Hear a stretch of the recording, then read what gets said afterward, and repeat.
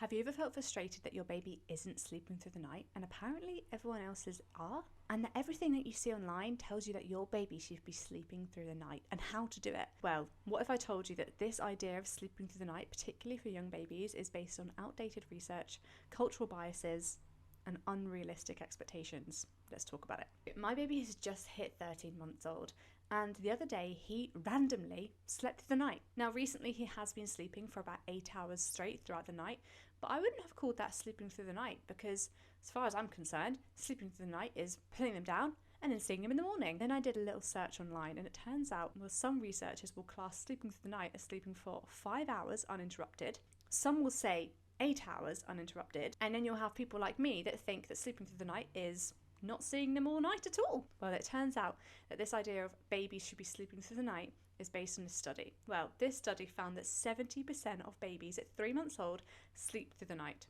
Does this sound familiar?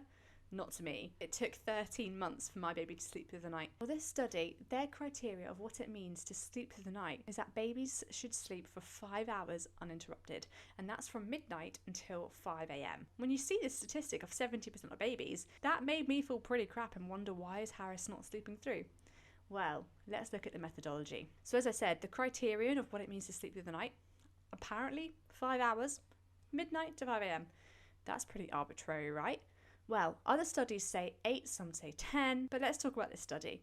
This is by Moore and Ucko in 1957. In the 1950s, there wasn't the safe sleep guidance that we have nowadays. People weren't recommended that they keep their children in their room until 6 months old. A lot of people put their babies in separate rooms, and believe me, they didn't have baby monitors like we do nowadays.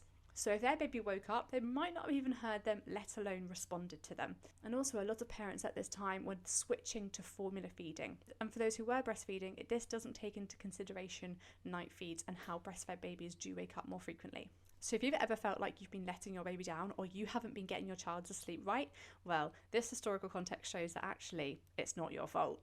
And this idea of sleeping through the night is pretty misleading. So what does modern science say about normal baby sleep? Modern research paints a really different picture of baby sleep. Studies like Galland et al. And Henderson et al., they found that sleep development is not linear.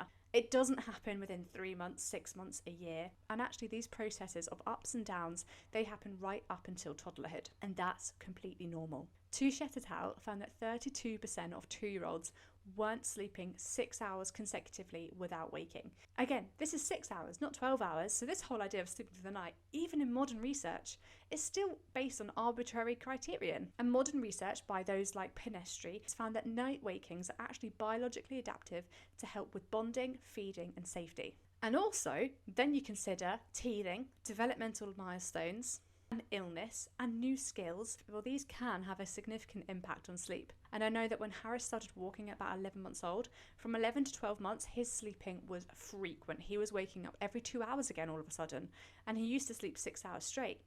Why? Well, he was learning a new skill. And let's not forget, one of the most important factors in waking frequently is that waking is protective against SIDS. It is normal and healthy for a child to wake up because it keeps them alive. It is a natural inbuilt safety feature. So if you're feeling tired and you're getting fed up that your baby's waking up, rest assured that they're either learning something new, teeth are probably coming in, or they're just trying to keep themselves alive. It's a survival mechanism. So where do we go from here? Well, I think we need to look at what is successful sleep. And this doesn't mean sleeping through the night. It means that you need to find a way of sleeping that is healthy, compatible with you and your family, that also understands what baby is going through. The most important thing is that your baby is getting enough sleep in a 24-hour period. So that's not just nighttime sleep, it's sleeping through the night. So they're getting enough sleep time and naps, nighttime sleep as well. Are they healthy? Are they thriving? Are they growing? And if the answer is yes to all of those things, well, that is what matters. It's not that they're sleeping through the night. More sleep researchers like Sade et al., they found that individual variability is incredibly normal. Yes, some babies may sleep through the night at 3 months old, but then they might hit the 4-month regression. They might not even be bothered by it. Every baby is different. A lot of babies have different temperaments.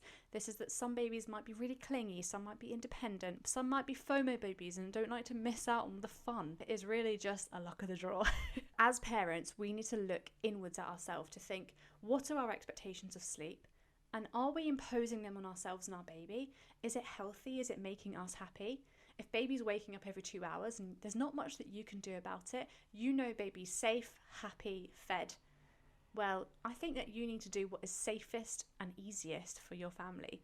And there are loads of different ways that you can sleep as long as you're hitting safe sleep guidelines. Let's move on to a little bit of practical advice. Now, I'm not an expert. I'm not a pediatrician. This is from my lived experience. If you've got any other tips, please do let me know in the comments, but this is just my experience. Understand your baby. Okay, so every baby's different. Some babies need fed more often. Harris is a breastfed baby and he wanted fed until he was like 11 months old, pretty much every night wake. But now that he's 13 months old, he doesn't need it as much. And actually, I can go a whole night without feeding him now.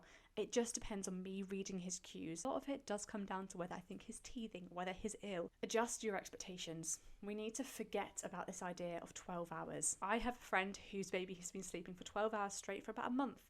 And guess what?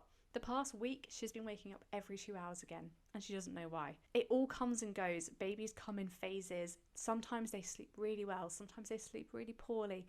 And what you need to try and do as a mum or a dad is to reset your expectations and think, baby sleeping is not bad, it just is. Baby can't help that they're in pain or they're unwell, so we need to stop labeling them as baby sleeping badly, they're not sleeping well, they kept me up all night. What is baby going through? And as long as they're healthy and happy and you can find a way that you can get enough sleep, that's what matters. That's when you can look at things like co-sleeping or room sharing, and as long as you're hitting safe sleep guidelines, it honestly can be a lifesaver sometimes. And the last bit of advice is ignore outdated advice. Now, sometimes this can be hard because you don't necessarily know where sources are being taken from. So that you might read online that 70% of 3 months old should sleep through the night. And then you find out that actually, once you dig a little bit deeper, that is wrong, it's based on random criterion, and it's incredibly outdated and methodologically inaccurate. You need to stop looking online and trying to think, why is my baby not part of that statistic? It's normal. We need to stop comparing ourselves and our children because every baby is different. And let me tell you, they will get there. The most important thing, and this is backed by neuroscience and the mental health of babies, infants, and adults, is actually that you do responsive parenting. If your baby needs you, you go to them. Because every time your baby gets upset in the night and you calm them down and you soothe them, their brain is being soothed and it's being taught how to regulate with you. So when your baby enters a stress state of being really upset, they can't regulate that for themselves because they don't have a functioning prefrontal cortex like we do. And they need their adults' help to co-regulate, to calm down. And when they do that enough times, their brain learns how to cope. And by 3 years old, when they do have their prefrontal cortex, coping and emotional resilience is a lot easier for them. Try and drop all these expectations of control crying and cry it out and all these things, and just be responsive. If your baby needs you and you know they need you, be there for them. My mental health really took a beating in the first 6 or 7 months of Harris's life because I was so obsessed around trying to get him to self-soothe and self-settle, trying to achieve independent sleep and to not feed him to sleep because I'm going to create bad habits. All of these things, it ruined my mental health because it made the journey so much harder for me. And then when I finally relaxed and just lent into how I felt I should parent him instinctively, by feeding him to sleep, holding him, co-sleeping if he needed it, it made it so much easier and my mental health finally started to recover. So if you feel like me and you found it really hard, stop believing the BS.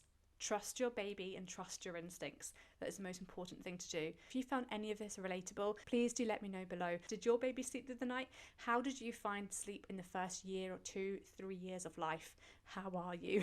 I really do want to use this channel as a space to share positive messages, particularly around parenting, babyhood, breastfeeding, all these things, because I think there's so much that is misunderstood and we really can take it upon ourselves and it can really damage our mental health and our self-esteem as mums and dads because there's so much misinformation out there. And there's also a lot of judgment as well. I want my channel to be a space free of judgment. I want people to share how they feel, what they're up to, but I want it to be evidence-based. I hope you've enjoyed this video. If you have, please do give it a like, comment below. I'd love to know your experience and I'd love for you to hit subscribe and I'll see you in the next one. Bye bye.